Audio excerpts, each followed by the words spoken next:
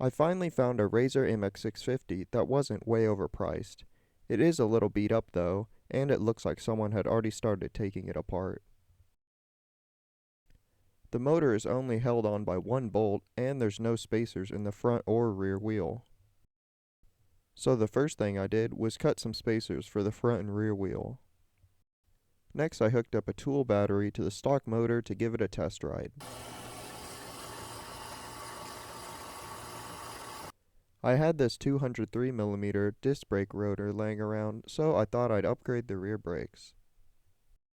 The bolt pattern was a bit different, so I just drilled it out, and it looks like it's going to work fine. Because the rotor's a lot larger, I'm going to need a spacer for this caliper, so I'm going to cut one out of some steel.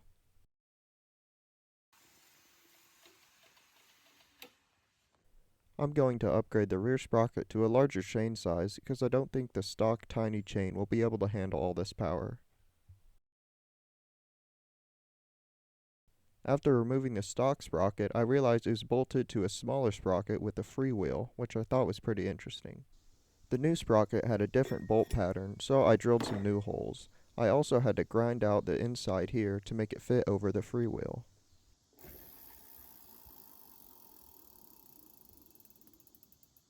For the motor, I bought this MY1020 motor from Econic Cycles.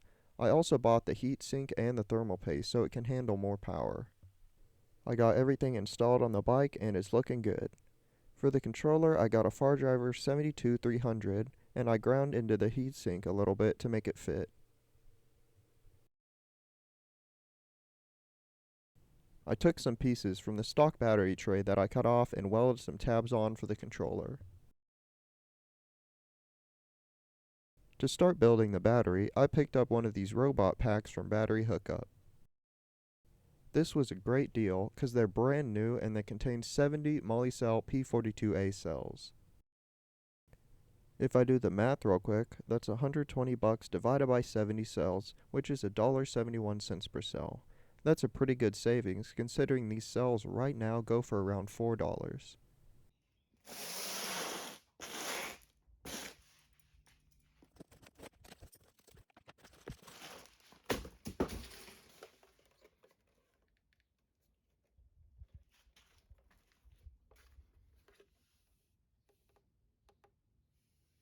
Once I opened the lid of the battery, I was met with this massive BMS. It would have required a bunch of heat to desolder these connections, so I decided to just cut them out. After that, I cut the rest of the plastic case off.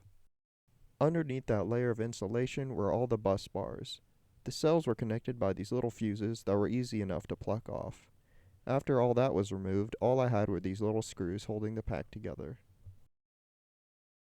After that, I pulled the pack in half, revealing the cells.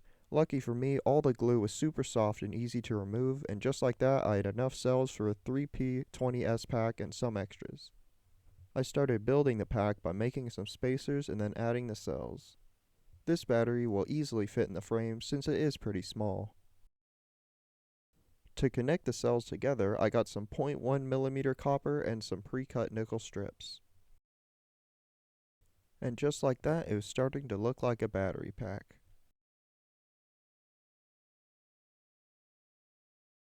For the BMS, I'm going to use the same one that's in my Stealth Bomber clone battery pack since it's worked great so far. After connecting the main positive and negative wires and connecting the two halves of the pack in the middle, it was time to fold it in half. It's looking pretty good. Now it's time for the balance wires.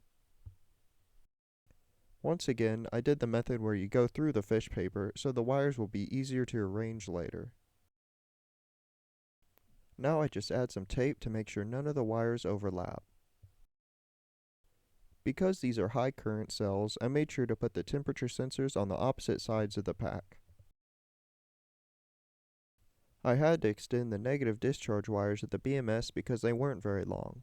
I soldered on two XT90 plugs for discharging and one XT60 for charging. After 2 layers of shrink wrap and some hot glue, the battery was done. I also added some abrasion resistant material. To connect it to the controller, I made this little harness.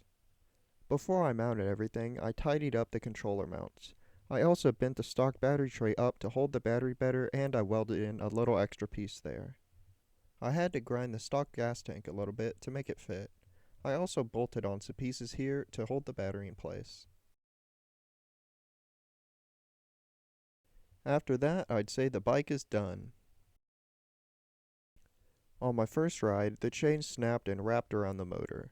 I thought this was because this was an old chain, but it turns out the link that snapped was a link that I had welded years ago, so I replaced it with a master link and it was good to go. After that, my cousins came over and my little cousin wanted to try the bike. I love these far driver controllers because you can whip out your phone and turn the power down without even touching the bike, so anyone can ride it.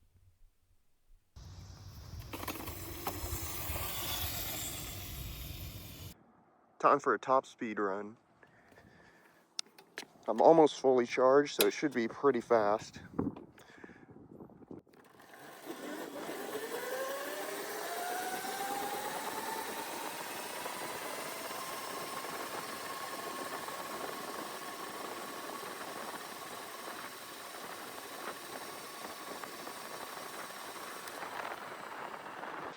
I'm fine with 45 miles an hour for the top speed because that's really as fast as I would want to go on a bike like this. I think this gear ratio is perfect for this bike because, like I mentioned earlier, I really don't want to go faster than 45 miles an hour, and this torque is just so much fun.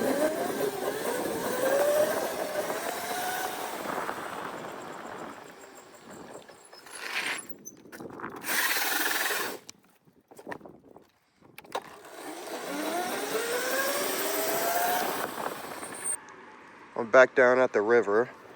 I've got like no tread on this rear tire, so this should be interesting. Try the hill climb first.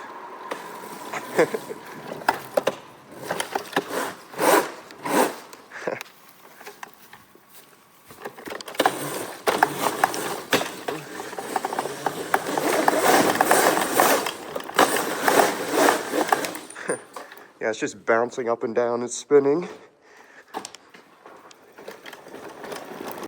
I'm assuming you guys want to see me do this, so I got to.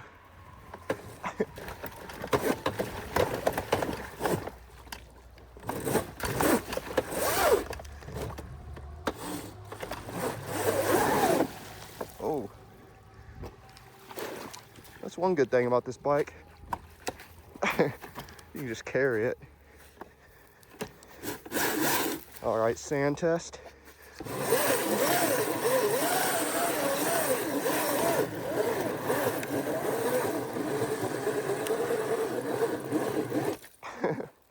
That isn't doing much. Time for the mud test. This bike may benefit from a fender because this seems to get stuck a bit.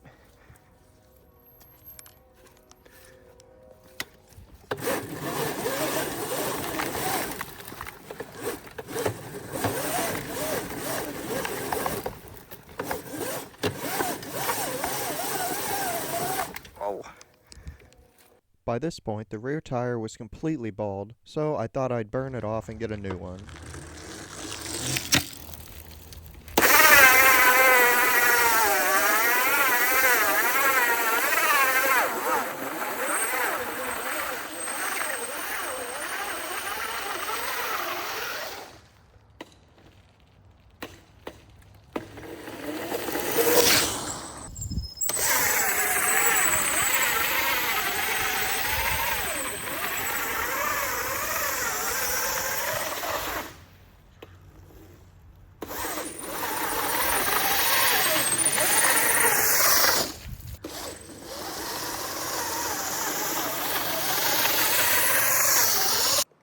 In conclusion, I think this bike is pretty fun, but it could definitely be better. Obviously, it's way too small for me, since I am 6'4" and it is a kid's bike. However, if I sit pretty far back, it is totally rideable. I wish it didn't have a chain tensioner like this, and it was just direct, because that way you could weld the freewheel and enable regen, and that would be a lot better, because these brakes definitely wear out pretty quick. However, if you aren't very tall, this bike could be so much fun. The frame and suspension are both totally fine for riding on the street, and you could fit a much bigger battery. As you can see, I have a huge gap here, and it could be way wider on each side. For me though, I'm just going to sell this bike because it's not something I'm going to ride too much, and someone else could have a lot more fun with it. I got the tire and the tube, so it's time to put them on. That's all for this video. Thanks for watching.